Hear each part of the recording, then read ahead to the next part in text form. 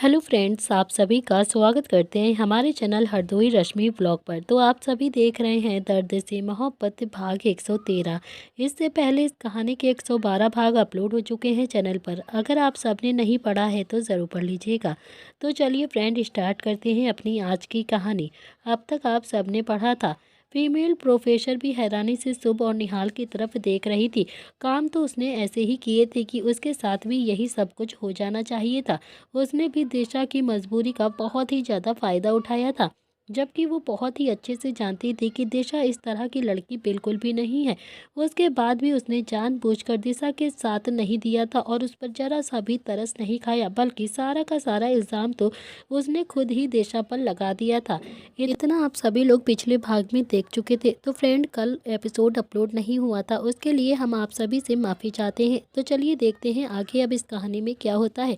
दिशा उस lady professor की तरफ देख रही थी। वो लेडी प्रोफेसर फिर से हाथ जोड़कर बोलती है कि माफ़ कर दो दिशा, प्लीज़ प्लीज़ माफ़ कर दो मुझे, मैं निशांत की बातों में आ गई थी। निहाल भी हाथ बांधकर बोलता है कि निशांत को भी देखेंगे, सबको देखेंगे एक एक करके। दिशा की मजबूरी का फ़ायदा उठाया है ना, और फिर जिसने जिसने दिशा को परेशान किया है और उसका तमाशा बनते हुए देखा है ना, उन सबको भी बताएंगे, अच्छे से बताएंगे। लेडी प्रोफेसर के तो हाथ पैर एकदम से कांप रहे थे। इतना गिड़गिड़ाने के बाद भी कोई भी काम नहीं हो रहा था, और तभी निशांत भी आगे आया और फिर उस लेडी प्रोफेसर की बाजू को पकड़कर उसे अपनी तरफ घुमाता है और फिर उसकी तरफ घूरते हुए देखकर बोलता है कि ये क्या बकवास कर रही हो मिसेस सिमरन, मेरा नाम क्यों घसीट रही हो उन सारी चीज़ों में, मैंने क्या किया है। दोनों ही भाई निशांत को देखकर काफ़ी ज़्यादा हैरानी से बोलते हैं कि सिमरन। इतने में ही सिमरन ने भी नज़र इधर उधर घुमाई और फिर निशांत की तरफ देखकर गुस्से से बोलती है कि प्रोफेसर से बात करने की तमीज़ नहीं है क्या तुम्हारे अंदर। निशांत बोलता है कि ज़्यादा बकवास मत करो, समझी तुम, मेरा इस केस में कोई भी लेना देना नहीं है, कोई भी लेना देना नहीं है मेरा, तो फिर मेरा नाम किस बात पर ऐसे घसीट रही हो सबके सामने। प्रोफेसर सिमरन बोलती है कि देखो निशांत, बकवास थोड़ी सी कम ही करो, तुम ही ने मुझे वीडियो भेजी थी ना, कि देखो दिशा कैसे चोरी कर रही है पेपरों की।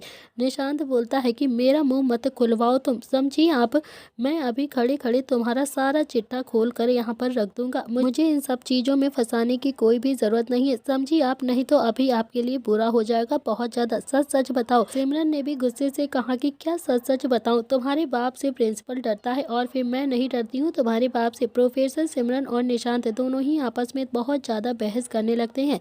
बहस बहुत ही ज़्यादा तगड़ी हो रही थी। देखकर ऐसा लग रहा था कि जैसे वो दोनों ही एक दूसरे को काफ़ी अच्छे से पहले से ही जानते हैं।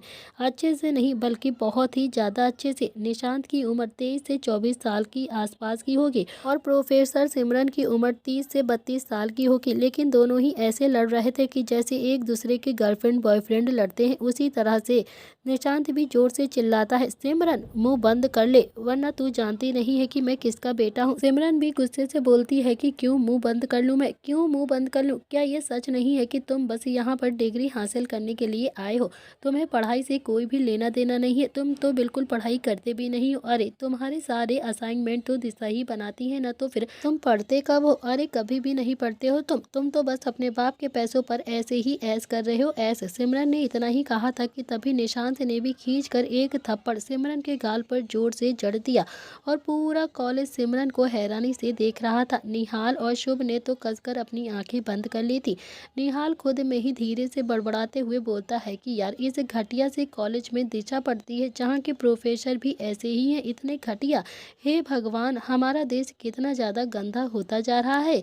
सिमरन भी बहुत ही ज़्यादा हैरान थी। पूरे कॉलेज के सामने एक स्टूडेंट ने उसे थप्पड़ मार दिया था और उसकी पूरे कॉलेज के सामने बेइज्जती हो गई थी, लेकिन ये तो बहुत ही ज़्यादा कम था। सिमरन ने जो कांड किए थे उसके चलते तो उसका वो ही हाल होना चाहिए था जो कि एक प्रोफेसर का हुआ था, पर क्योंकि सिमरन लड़की थी इसीलिए उसका वो हल नहीं कर सकते थे वहाँ पर खड़े हुए सारे लड़के।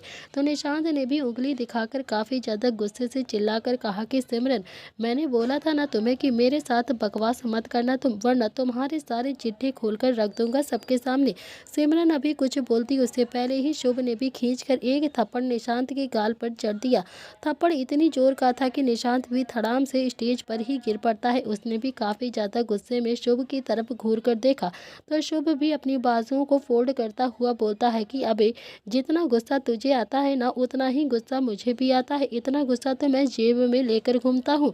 आंखें क्या दिखा रहा है तो मुझे आजा आजा कर ले दो दो हाथ, फिर पता चलता है किसमें कितना है दम, देखते हैं कौन जीतेगा। इतना कहकर उसने भी अपनी बाजुओं को चढ़ाया तो निशांत भी कम नहीं था। जडेजा का बेटा था जिस वजह से उसके अंदर भी बहुत ही ज़्यादा अकड़ थी। परवरिश की बात थी दोनों की अलग अलग। पैसा तो संजय प्रताप सिंह के पास भी कम नहीं था, लेकिन उसके बच्चे संस्कारों की छाया में पले थे। तो वहीं जडेजा ने अपने बेटे को बहुत ही ज़्यादा अकड़ की छाया में पाला था। निशांत भी काफ़ी ज़्यादा गुस्से से खड़ा हो जाता है। उसने भी अपनी बाजुओं को चढ़ाया और फिर शुभ को मारने के लिए अपना हाथ उठाया ही था कि तभी शुभ ने भी उसका हाथ हवा में ही पकड़ लिया और वहीं पकड़कर अगले ही पल एकदम से मरोड़ कर काफ़ी ज़्यादा गुस्से से बोलता है कि एक वीडियो तूने अपनी सिमरन को भेजी थी, अब एक वीडियो हम यहाँ पर चलाएंगे, समझा तू। इतना कहकर उसने भी झटके से निशांत को छोड़ दिया और फिर निशांत जो कि धड़ाम से जमीन पर गिर पड़ता है। निशांत का गुस्सा तो आज जैसे उसके आपे में ही नहीं था, उसका गुस्सा तो सातवें आसमान पर चढ़ चुका था। उसने भी कितनी मुश्किल से सारा प्लान बनाकर सब कुछ किया था, लेकिन अब सब कुछ गुड़ गोबर जो हो गया था उसे तो अब बहुत ही ज़्यादा गुस्सा आ रही थी। शुभ ने भी उसे उंगली दिखाकर बोला कि मैं सच कह रहा हूँ निशांत, एक और बार तूने मुझे मारने की अगर कोशिश भी की ना तो फिर उठाकर ऐसा पटकूंगा कि तुझे की जिंदगी भर उठेगा नहीं। तो होगा तू किसी जडेजा पडेजा का बेटा। मेरा बाप बनने की कोशिश बिल्कुल भी मत कर साले, नहीं तो तुझे छोड़ूंगा नहीं। जहाँ पर खड़ा है ना वहाँ पर ही चुपचाप से खड़ा रहे। मजबूर लड़की का फ़ायदा उठाएगा तू, अकेली लड़की का फ़ायदा उठाएगा तू। मर्द है तो मेरा फ़ायदा उठाकर दिखा, मेरे सामने अपनी रंगरलियाँ मना के दिखा। मर्द है तो फिर मुझसे लड़ना आकर, मर्द है तो फिर मुझसे टक्कर देना। मुझे कमज़ोर इंसान को टक्कर देकर खुद को बहुत ही ज़्यादा स्मार्ट समझता है तू, क्योंकि दिशा के आगे पीछे कोई भी नहीं था, इसीलिए तूने सारा चोरी का इल्ज़ाम जानबूझकर दिशा पर लगा दिया है ना। जबकि चोरी तो तू बहुत ही पहले कर चुका था उस पेपर की, और वो चोरी करवाई किसने थी ये भी पता है मुझे, प्रोफेसर सिमरन ने। उफ, तेरी 10 साल बड़ी गर्लफ्रेंड ने, समझा तू। ये सुनकर तो पूरा कॉलेज आंखें फाड़कर शुभ की तरफ हैरानी से देख रहा था और निशांत की तरफ देख रहा था।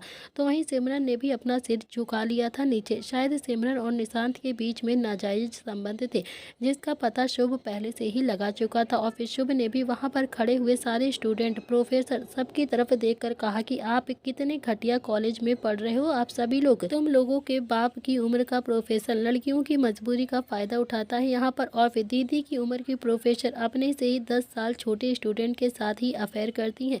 कितने घटिया इंसान और कितने घटिया प्रोफेसर यहाँ पर हैं सब के सब। तुम लोगों को एक बात बताऊं, उनकी कुछ वीडियो भी मेरे पास है जो कि इन्होंने अभी क्वालिटी टाइम स्पेंड करते हुए बनाई थी। और कॉन्फिडेंट देख रहे हो ना इन लोगों का कि वो सब कुछ करते हुए वीडियो भी बना रखी है इन लोगों ने। निशांत तो बहुत ही ज़्यादा हैरानी से आंखें फाड़कर शुभ को बहुत ही गुस्से से घूर रहा था। उसे तो पता भी नहीं था कि वो सारी वीडियो शुभ के हाथों में लगी कैसे। तो वहीं सिमरन, उसके तो हाथ पैर एकदम से कांप रहे थे और शर्म से उसकी नजरें नीचे झुक गई थी। सबके सामने उसकी इतनी ज़्यादा इंसल्ट जो हो रही थी। निशांत भी गुस्से से बोलता है कि ये क्या बकवास कर रहे हो तुम, मेरे पास लड़कियों की कमी है क्या जो मैं इस प्रोफेसर सिमरन के साथ ये सब कुछ करूँगा, ऐसा कुछ भी नहीं। ये सुनते ही शुभ ने भी जोर से ताली बजाई और फिर अकड़ के साथ बोलता है कि क्या बात है, अभी तो सिमरन थी और अभी सिमरन प्रोफेसर हो गई। ओ हो भाई, तेरा ईमान धर्म कुछ है भी या फिर नहीं। खैर छोड़ो, तेरा वीडियो तो हम बाद में चलाएंगे, पहले वो वीडियो चलाते हैं जिसमें दिशा ने चोरी की है। निहाल ने भी पीछे से पलटकर वहां पर खड़े हुए सभी स्टूडेंट की तरफ देखकर कहा कि क्या लगता है आप लोगों को, जिस वीडियो को देखकर दिशा को गुनाहगार ठहराया जा रहा है, क्या ऐसा नहीं होना चाहिए कि उस वीडियो को आप सभी लोग अपनी आंखों से देखें और फिर उसके बाद ही ये फैसला करें कि हाँ दिशा ने चोरी की है या फिर नहीं, क्योंकि बहुत सारे स्टूडेंट को वो वीडियो दिखाई ही नहीं गई है। सब स्टूडेंट एक साथ बोलते हैं कि हाँ हमें भी देखना है, हम भी देखना चाहते हैं वो वीडियो को। निहाल ने भी वहाँ पर खड़े हुए सभी स्टूडेंट की तरफ देखा और कहा कि प्रोजेक्टर लाओ। कोई स्टूडेंट गया और एक प्रोजेक्टर लाकर दे देता है। थोड़ी देर में वही कॉलेज के ग्राउंड में प्रोजेक्टर लग गया था और फिर उसमें से दिशा की वीडियो चलने लगी थी। दिशा स्टाफ रूम में गई थी, उसने एक ड्रॉवर खोला और उसमें से कुछ पेपर निकाले और फिर इस ड्रॉवर को बंद कर दिया और वापस से वहाँ से चली गई और इसी के साथ वीडियो भी वहाँ पर ख़त्म हो गई थी। निहाल भी अब उस वीडियो की ख़त्म होने के बाद सभी स्टूडेंट की तरफ देखता है और बोलता है कि हाँ, तो आप बताइए कहाँ से लग रहा है कि दिशा ने ये पेपर को चुराया है, आप लोगों को क्या लगता है? तो स्टाफ रूम वाले कितने ही लापरवाही होते हैं कि उन्होंने पेपर एक ड्रॉवर में रख दिए, उस ड्रॉवर में जिसमें लॉक भी नहीं था, उस ड्रॉवर में रखे हैं जिसमें कोई छोटा सा बच्चा भी आसानी से उसे खोलकर पेपर को निकाल सकता है। यानी कि लापरवाही किसकी हुई है, किसने की है ये लापरवाही, या फिर ये कह सकते हैं कि जानबूझकर ये सब कुछ किया गया है स्टाफ रूम के मेंबर की, यानी फिर यहाँ पर खड़े हुए सभी प्रोफेसर की। इतना कहकर निहाल ने भी गुस्से में प्रोफेसर की तरफ घूर कर देखा और फिर उन सब का सर झुक गया था। कहीं ना कहीं सब जानते थे कि दिशा की गलती नहीं है और ना ही दिशा ने कोई पेपर चुराया है, लेकिन किसी ने भी दिशा का साथ वहाँ पर नहीं दिया था। तो शुभ बोलता है कि अब पांडा की तरह गर्दन झुकाकर क्या खड़े हो तुम सबके सब, जवाब दो ना, जो पूछ रहे हैं मेरे भाई, क्या आप लोगों ने पेपर ड्रॉवर में ही रखे हुए थे, या फिर कोई भी आए और फिर निकाल कर उन पेपरों को लेकर जाए, या फिर जानबूझकर ही रखे थे? कोई कुछ नहीं बोलता है।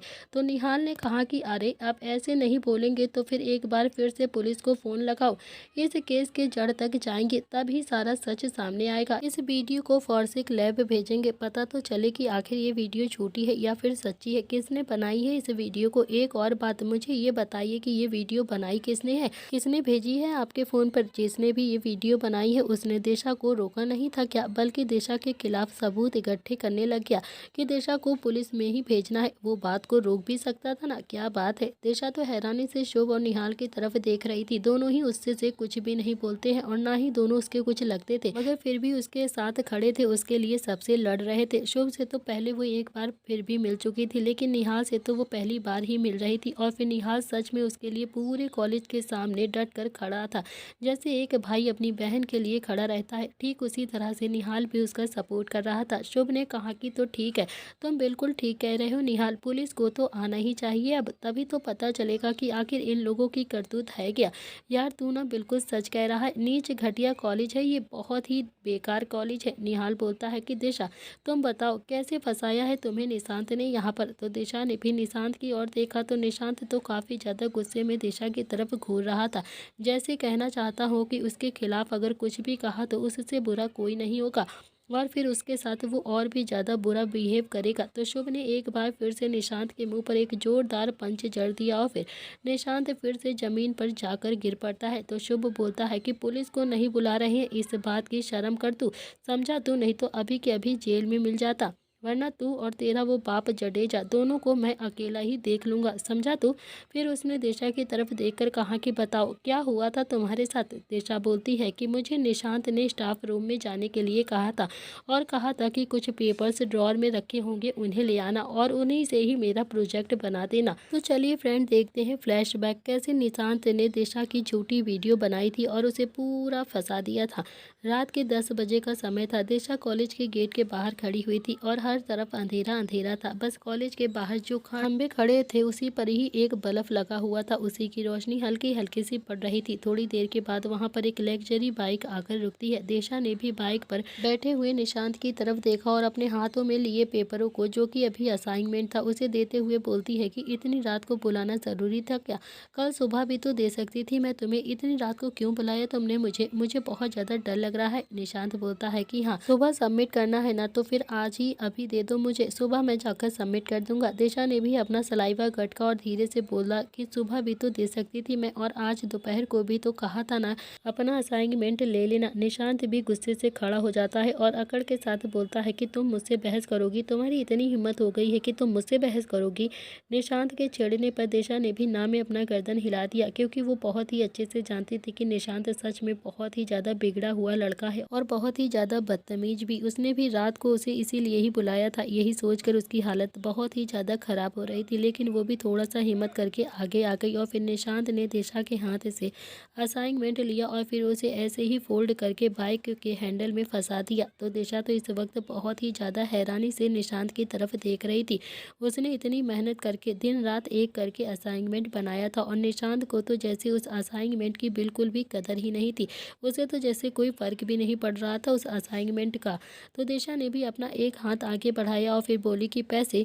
तो निशांत बोलता है कि पैसे भी दे दूंगा, लेकिन मेरा एक और काम कर दो। तो दिशा ने ना में अपनी गर्दन हिलाते हुए बोला कि मुझे कोई काम नहीं करना है अब तुम्हारा। इतना कहकर दिशा वहां से जाने को हुई, वैसे ही निशांत ने उसकी बाह पकड़कर उसे अपनी तरफ खींचा और फिर काफी ज्यादा गुस्से में उसकी आंखों में देखते हुए अकड़ के साथ और गुस्से से बोलता है कि तुम जानती हो ना कि बहुत ज्यादा रात हो रही है इस वक्त, और तुम ये भी जानती हो कि अगर मैंने यहाँ कुछ भी कर दिया तो फिर किसी को भी कुछ पता नहीं चलेगा। इसीलिए अपनी इज्जत प्यारी है ना, तो फिर जो मैं कह रहा हूँ वो चुपचाप से करो। मेरे पीछे बहुत ही ज़्यादा सपोर्ट है और फिर तुम्हारा तो आगे पीछे कोई है भी नहीं, इसीलिए मेरी बात मानने के अलावा तुम्हारे पास कोई भी दूसरा ऑप्शन नहीं है इस वक्त। अब जाओ चुपचाप से जाकर स्टाफ रूम में जो गेट के पास जो ब्लू कलर की अलमारी है ना, उसमें से दूसरे ड्रॉवर में से मेरे दोस्त का असाइनमेंट लेकर आओ अभी के अभी, समझी तुम। दिशा बहुत ही ज़्यादा हैरानी से निशांत की तरफ देखकर बोलती है कि ये क्या कह रहे हो तुम, मैं नहीं जाऊंगी, वैसे भी कॉलेज बंद हो गया है और फिर स्टूडेंट का स्टाफ रूम में जाना मना है, मैं बिल्कुल भी नहीं जाऊंगी। तो फिर मैं कैसे जा सकती हूँ? निशांत काफ़ी ज़्यादा गुस्से से बोलता है कि सवाल बहुत ज़्यादा करती हो तुम। जाओ गेट खोला हुआ है, जाकर मेरे दोस्त का असाइनमेंट लाकर आओ अभी के अभी। मुझे दुआ कर, उसका असाइनमेंट पूरी तरह से गलत हो गया है, सुबह दूसरा सबमिट करना है उसे, वो लेकर आओ अभी के अभी।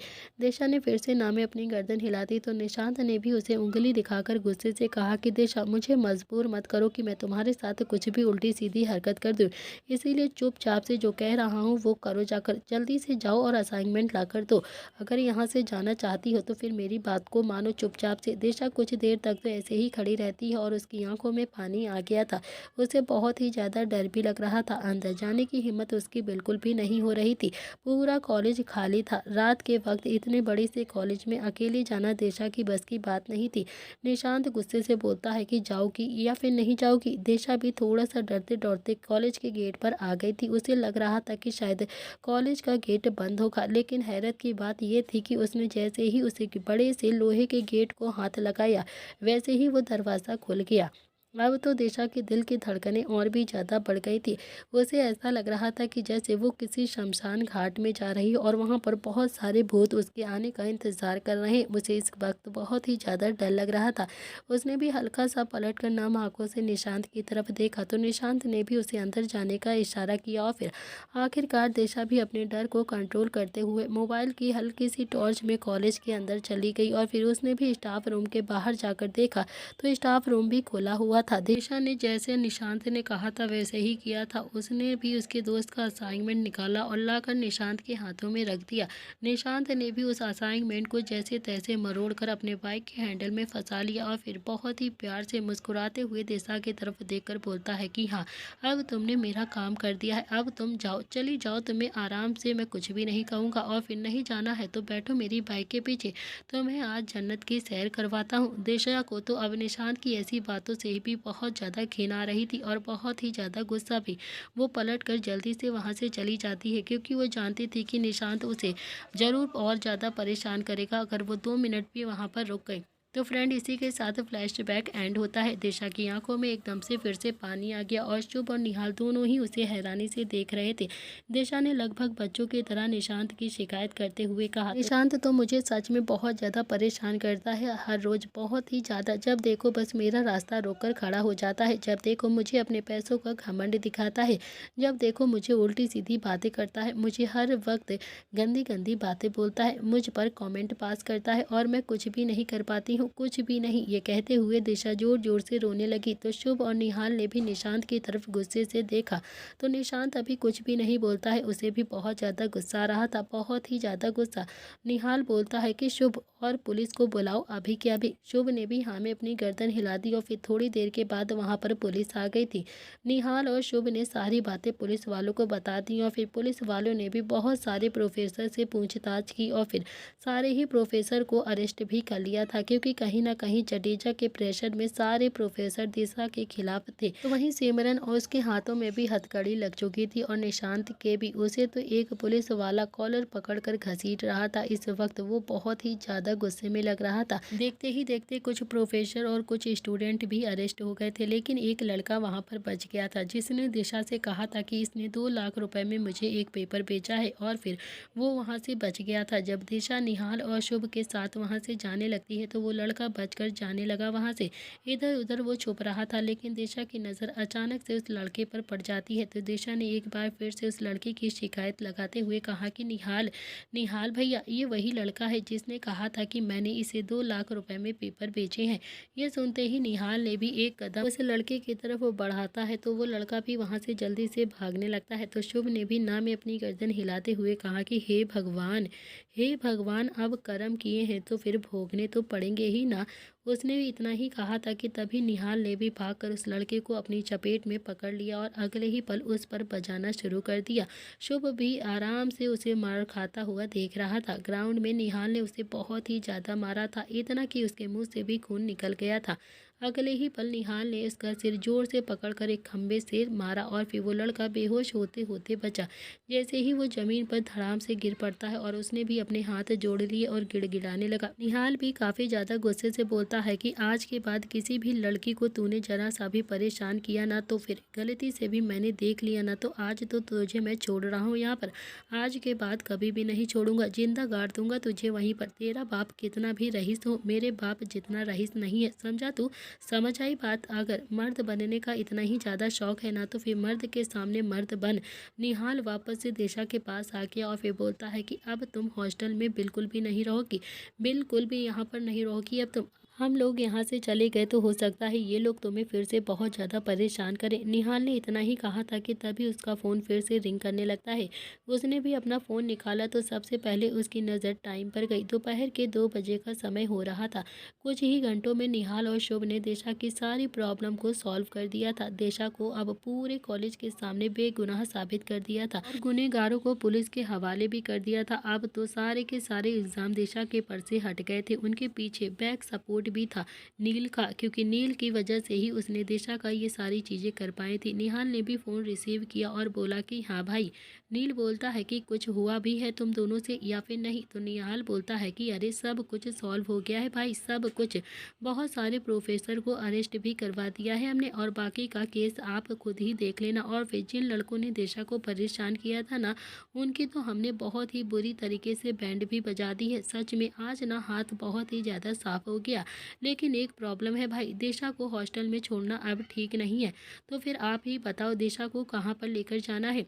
नील कुछ कहता उससे पहले ही शुभ, जो कि अभी वहीं पर खड़ा हुआ था, वो बोलता है कि भाई दिशा को घर लेकर चले जाएं क्या? तो नील के चेहरे पर तो हल्की सी मुस्कुराहट आ जाती है और वो भी शुभ की बात को बहुत ही अच्छे से समझ रहा था कि आखिर शुभ दिशा को घर पर क्यों लेकर जाना चाहता है। तो वही निहाल बोलता है कि हाँ हाँ भाई, घर लेकर चलते हैं दिशा को, फिर मम्मी पापा कहेंगे कि ये कौन लड़की है। तो नील कुछ बोलता है तो निहाल ने कहा कि नील भाई बोल देंगे ना हमारी बहन है, और क्या बोलेंगे। ये सुनकर तो शुभ ने भी फ़ोन निहाल के हाथ से लिया और फिर कान पर लगाकर बोलता है कि भाई देख लो, आप बहुत ही ज़्यादा बदतमीज़ी कर रहा है ये, इसके अंदर बहुत ही ज़्यादा बदतमीज़ी आ गई है। अब बहन होगी इसकी, मेरी थोड़ी ना बहन है ये। दिशा बहुत ही हैरानी से शुभ की तरफ देख रही थी। तो शुभ ने एक नज़र दिशा की तरफ देखा और फिर बहुत ही प्यार से बोलता है कि अरे मेरे कहने का मतलब है कि मैं किसी और को बहन बना लूँगा, दिशा को बहन क्यों बनाऊँगा? कुछ भी ना, ये कुछ भी बोलता रहता है, मैं नहीं बनाने वाला दिशा को बहन, बिल्कुल भी। इतना कहकर शुभ भी दूसरे डायरेक्शन में चला गया। तो निहाल भी दिशा को देखकर प्यार से बोलता है कि ये थोड़ा सा पागल है, इसकी बातों पर बिल्कुल भी ध्यान मत देना तुम, बिल्कुल भी नहीं। ये पूरी तरह से सटक गया है। अब तुम्हारा कोई रिश्तेदार है जहाँ पर तुम यहाँ पर रह सकती हो? दिशा ने ना में अपनी गर्दन हिला दी। तो निहाल बोलता है कि सच में तुम्हारे इस दुनिया में कोई भी नहीं है क्या? दिशा ने फिर से ना में अपनी गर्दन हिला दी और फिर निहाल बोलता है कि तुमने जब खुद को संभाला था, मतलब मेरे कहने का मतलब है कि तुम स्टार्टिंग से तो हॉस्टल में नहीं रही होगी ना। तो दिशा ने कहा कि मुझे कुछ भी याद नहीं है, लेकिन पहले मैं बच्चों के हॉस्टल में रहती थी, वहाँ पर कोई मेरे पैसों को भेजता था और फिर जब बड़ी हो गई तो फिर इस कॉलेज में एक आदमी ने एडमिशन करवा दिया मेरा और फिर मैं यहाँ पर पढ़ने लगी। कई बार उस आदमी से कांटेक्ट करने की कोशिश भी करी है मैंने, बहुत बार मैंने कोशिश करती हूँ उससे मिलने की, लेकिन वो इंसान मुझसे कभी भी मिलना नहीं चाहता है। ना ही उस इंसान का नाम पता है मुझे, ना ही मैंने उस इंसान को देखा है। कुछ दिन ऐसे ही चलता रहता रहता है और फिर अचानक से पैसे आने भी बंद हो गए थे। तब से ही मैं ये छोटे मोटे काम करके अपने खर्चे को चला लेती हूँ। किसी का असाइनमेंट बना देती हूँ तो किसी का प्रोजेक्ट बना के दे देती हूँ। ये कहते हुए दिशा बहुत ही ज़्यादा शर्मिंदगी महसूस कर रही थी। निहाल ने भी दिशा के बाजू पर हाथ लगाकर कहा कि दिल छोटा नहीं करते हैं बच्चे। दुनिया में तो कितने लोग ऐसे हैं ना जिनके आगे पीछे कोई नहीं होता है। इसका मतलब ये थोड़ी ना होता है कि वो लोग जीना छोड़ देते हैं या फिर उनकी कोई ज़िंदगी नहीं होती है। आज से खुद को अकेला बिल्कुल भी मत समझना। मैं हूं ना तुम्हारे साथ, मैं तुम्हारा भाई हूं। नील भैया भी तो हैं तुम्हारे साथ। दिशा ने भी हाँ में अपनी गर्दन हिला दी और इतने में ही शुभ भी उन दोनों के पास आकर बोलता है कि नील भाई बोल रहा है दिशा को लेकर सौम्या आंटी के पास जाना है। निहाल बोलता है कि सौम्या आंटी के पास नहीं जाएंगे, घर लेकर चलते हैं ना, जो होगा देखा जाएगा। शुभ बोलता है कि यार तू जानता है ना पापा को वो कितने ज़्यादा सवाल करेंगे और फिर क्या जवाब देंगे। हम पापा को घर लेकर नहीं जा सकते हैं दिशा को। निहाल ने कहा यार तू भी ना, तू तो जानता है ना नरेन अंकल को भी घर लेकर चलते हैं, मम्मी को पटा लेंगे और फिर वैसे भी मम्मी के सामने पापा की कहाँ चलती है, तू भी जानता है और मैं भी जानता हूँ। दिशा दोनों ही भाइयों को हैरानी से देख रही थी और महसूस भी हो रहा था कि फैमिली कितनी ज़्यादा ज़रूरी होती है एक बच्चे के लिए। उसकी तो ज़िंदगी में कोई भी नहीं था और कहीं ना कहीं वो बात भी समझ रही थी कि उसका अब यहाँ पर रहना भी बिल्कुल ठीक नहीं है, क्योंकि सभी लोग उससे बहुत ही ज़्यादा जलन करते हैं। क्या पता निशांत फिर से उसके साथ कुछ गलत कर दे। तो फाइनली तीनों ही अब प्रताप हाउस जाने के लिए तैयार हो गए थे और फिर शुभ भी बाइक पर प्रताप हाउस के बाहर अपनी बाइक को रोकता है। उसके पीछे पीछे एक गाड़ी आ रही थी जिसमें से निहाल और दिशा दोनों ही थे। तो दोनों ही गाड़ी से नीचे उतरते हैं और फिर दोनों ने बाइक स्टैंड पर लगाई और फिर प्रताप हाउस के बिल्कुल सामने देखा और देखते ही उसकी आंखें हैरानी से फैल गई थी। उसे तो विश्वास भी नहीं हो रहा था कि अजीत अंकल सच में शोभित को लेकर उसके घर के सामने शिफ्ट हो गए थे। अजीत भी खड़ा हुआ था और कुछ नौकर जो सामान अंदर की तरफ रख रहे थे। और तभी शोभित ने भी गाड़ी का दरवाज़ा खोला और फिर शोभित को देखकर निहाल और शुभ जोरों से चिल्लाते हैं शोभित शोभित। शोभित ने भी जब अपने दोस्तों को देखा तो उसके चेहरे पर भी बड़ी सी मुस्कुराहट आ गई थी। वो भी जल्दी से गया और फिर सबसे पहले शुभ के गले लग गया और फिर गोल गोल घूमने लगता है। शुभ ने भी उसे ऐसे ही गले लगाकर जैसे अब उसे कहीं भी नहीं जाने देखा। सच में वो लोग कितने ही पक्के दोस्त होंगे। फिर उसने निहाल को भी गले लगाया तो निहाल भी बहुत ही ज़्यादा खुश हो गया था और वो एक्साइटमेंट में बोलता है कि यार सच में वीर, आज सुबह किसका मुंह देखा था मैंने कि आज तो सच में दिन ही बन गया। फिर दोनों ही अजीत के पास गए और दोनों ने ही अजीत के पैरों को छुआ और फिर अजीत ने भी बहुत ही हंसकर प्यार से कहा कि अरे अब इतना बुढ़ा तो नहीं हो गया हूँ मैं जो तुम दोनों ही अब मेरे पैर छूने लगे। तो शुभ बोलता है कि समझते हैं अंकल, लेकिन आप हमसे तो बड़े ही हो ना, इज्जत देना तो हमारा कर्तव्य है, इसीलिए पैर छू रहे हैं हम आपके, वरना अब एक बार इशारा तो करो, आपके लिए लड़कियों की लाइन लगा देंगे हम। अजीत ने भी अपने हाथ जोड़कर कहा कि बस बस बस, अब मुझे ना इस उम्र में बिल्कुल भी शादी नहीं करनी है, तुम बस मेरे शोभित का अच्छे से ख्याल रखो, मुझे और कुछ भी नहीं चाहिए। इतना कहकर अजीत भी घर के अंदर चला गया और फिर निहाल ने भी शोभित की बाजू पकड़कर कहा कि यार चल तुझे अपनी एक नई दोस्त से मिलवाते हैं। इतना कहकर शोभित और शुभ को लेकर वो सीधा दिशा के पास आ गया था। दिशा ने भी शोभित को देखकर हेलो कहा और फिर शोभित ने भी दिशा को देखकर हेलो कहा। दिशा को देखकर शोभित की यादें एकदम से ताज़ा हो गई थी। उसे एक बार फिर से शिखा की याद आ गई थी। उसे ऐसा लग रहा था कि जैसे सच में दिशा के रूप में शिखा ही उसके सामने खड़ी है, लेकिन वो क्या ही बताता किसी को भी वो कुछ भी कैसे क्या बता सकता था उसे भी नहीं पता था, इसीलिए वो भी एकदम से चुप ही रहता है। शुभ, दिशा, शोभित और निहाल चारों ही घर के अंदर आ गए थे। धीरे धीरे शाम का वक्त हो चला था। संध्या गार्डन में चाय लेकर आती है तो शुभ भी जल्दी से अपनी माँ के पास गया और फिर चाय का कप उठाते हुए बोलता है कि माँ, आपको कैसे पता कि हम सब आने वाले हैं। फिर उसने उसे चाय के कप को दिशा की ओर बढ़ाते हुए बहुत ही प्यार से कहा कि ये लो दिशा, चाय पी लो। तो दिशा ने भी हाँ में अपनी गर्दन हिला दी और फिर कप हाथों में पकड़ लिया। संध्या कुछ देर तक तो दिशा को हैरानी से देखती रहती है और फिर उसने भी अपने हाथ में पकड़ी हुई ट्रे निहाल के हाथ में रखी और फिर दिशा के गाल पर बहुत ही प्यार से हाथ लगाकर बोला कि तुम तो सच में बहुत ही ज़्यादा प्यारी हो। दिशा ने भी हल्के से मुस्कुराकर कहा कि बैक टू यू आंटी, और तभी उसने अपने पैरों पर कुछ महसूस किया। उसने देखा तो शोभित ने भी संध्या के पैरों को छूकर खड़ा हुआ था। संध्या ने भी शोभित के कान पकड़कर उठ से उठाया और बोला कि मैंने सुना है ना कि तू ना बहुत ही ज़्यादा शैतान हो गया है। अब तू ना अपने पापा को भी बहुत ज़्यादा परेशान करने लगा है, अपने पापा की बात बिल्कुल भी नहीं मानता है और बहुत ही ज़्यादा गलतियाँ करता है तू।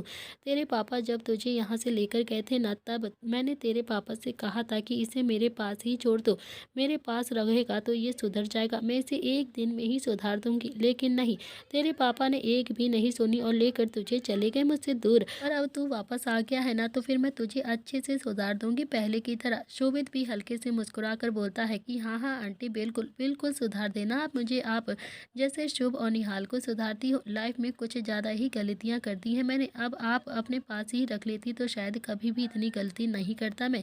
संध्या को शोभित के बारे में सब कुछ पहले से ही पता चल गया था। कहीं ना कहीं उसने भी शोभित के चेहरे पर दर्द पढ़ लिया था।